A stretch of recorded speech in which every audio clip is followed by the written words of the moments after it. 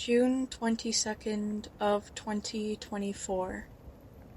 Deep in the forest of northern Ontario during the later hours of the night are three friends, Lyall, Max, and Russell, all sitting together around a campfire during a weekend camping trip. Aside from laughter and lighthearted banter between the young men, the scene is quiet and relaxing until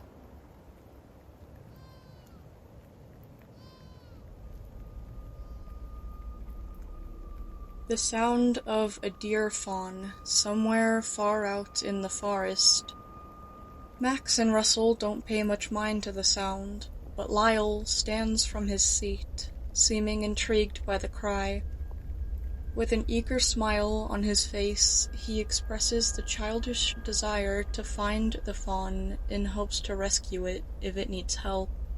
Max laughs at Lyall and calls him an idiot, but Russell seems more stern, telling Lyall to sit back down before he even thinks of blindly venturing into the woods at night. Hearing the exact same cry again, Lyall decides he doesn't care for either of their discouragements. He doesn't care if he risks running into a predator or a protective mother deer. He's simply too tempted by the idea of caring for such a unique and adorable animal. So, he shrugs to both Max and Russell and starts walking away from the campsite, stepping through thick bushes, tree roots, and low branches towards the sound of the cries, which seem to be almost repeating on loop at this point. Russell sighs with frustration, shaking his head but letting Lyall go. But Max is more concerned, and he stands up to follow Lyall in hopes to drag him back to their campsite. Unfortunately for Max, though, as he steps into the bushes himself, it becomes clear that Lyall has already disappeared into the black of the night, far gone already. Max stands around for a while, trying to decide what to do, when he hears Russell scold him to sit down again and wait for Lyall to come back on his own. Max was about to nod his head and agree to Russell's demand, but then he heard it. The sound of Lyall screaming and struggling with something in the distance, sounding both terrified and pained. Worried, Russell stands as well now, yelling sharply for Max to come back out of the bushes. Russell's plan is to call the authorities to help Lyall and hide the scent of any food in case a large predator or pack comes their way next, but Max refuses to do this, knowing it'll likely take ages before any authority can arrive this far out into the woods. Lyall clearly needs help now, so Max takes off into the thick of the woods to save his friend before it's too late, leaving Russell alone at the campsite. It takes Max a while to get through the forest, as he had to be careful not to fall or cut himself against the thick vegetation, but once he gets close to the location he last heard Lyall screaming in, he finds nothing, and all is silent. He calls out for Lyall as he searches the area, but for several minutes he finds no friend. Beginning to panic, he decides to return to Russell for help.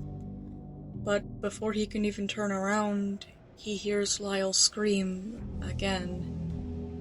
He can almost swear that scream sounded the exact same as the last one he heard, only it's much closer to him now. Max starts calling out to Lyall again, but he stops at the sound of something else. This time, it's a quieter noise, but it's still unmistakably the voice of Lyall. He sounds like he's gasping for air, or maybe even snoring.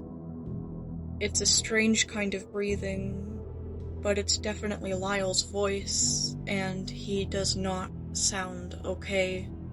Max hurries over to the sound, but he's halted yet again by the sound of rustling in the trees, on the ground, beside, in front, and all around him. He fumbles to take his phone out of his pocket to use the flashlight, but when he turns it on and points it ahead of him, he is greeted to this. A pack of red-skinned, eyeless creatures with sharp ends everywhere. Each one of them possess needle-like teeth, long claws, defined muscles. Even their spines are lined with thin, pine-like appendages. It's like they're designed to signal danger and induce panic, almost as if every single one of them are in unison of a plan. They stay still and quiet in their places, as if waiting for Max to make a move. Despite him standing in the middle of the pack, none of them face him, as if their lack of eyes made them oblivious to his exact position. As Max stares at them all in complete bewilderment, that's when he realizes that he can still hear that strange breathing sound. He looks down and, to his horror, sees that the sound isn't coming from Lyall at all. It's coming right from one of those creatures. The one in front of him specifically. Its jaw is stained with some kind of dripping and splatter, and while it's hard to see the color against its crimson, alien face, it was too thick to be water.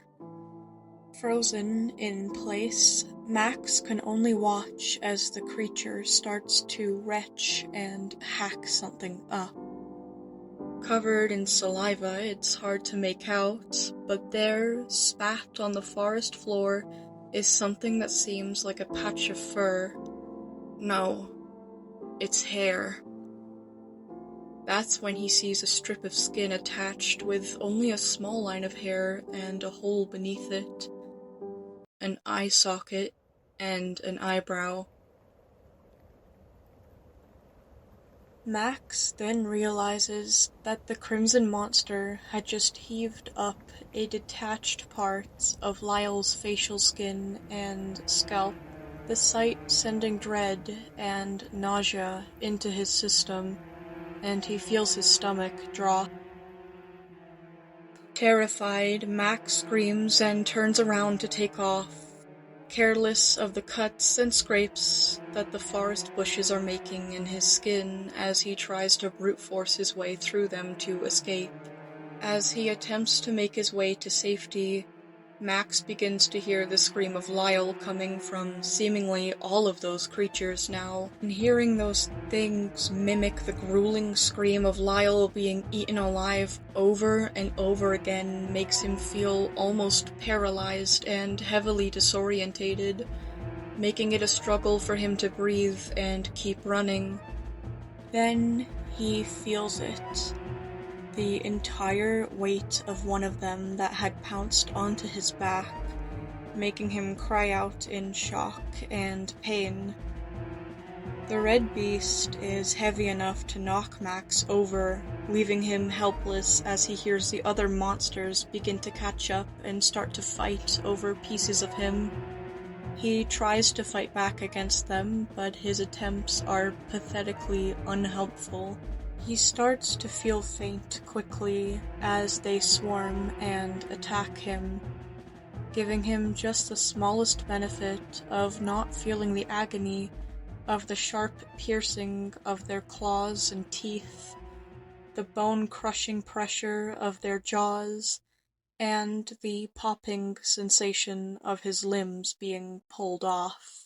As Max blacks out into death, the last thing he hears are the sounds of his own cries and screams, accepting that he is about to suffer the same fate as his friend he failed to look out for.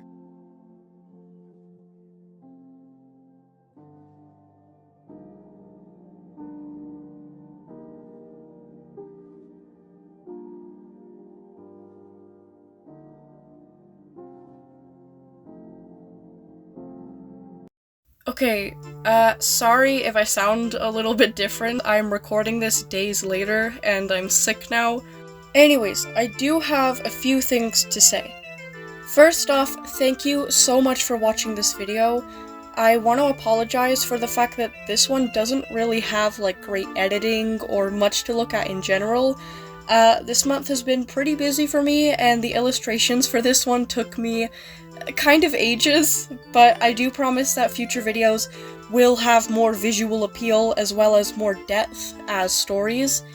Anyways, if you did enjoy this video, please feel free to subscribe to my channel as it is about horror, such as video game creepypastas and the SCP Foundation. And the final thing before I go, if you are a fellow fan of the SCP Foundation interested in joining a community for it, I recently made an SCP Amino that is linked in the description of this video. It is completely open to join, just be aware that you must be 13 or over to join it, and you must read our guidelines upon joining. That being said, thank you all so much again for watching, and have a great day and/or night.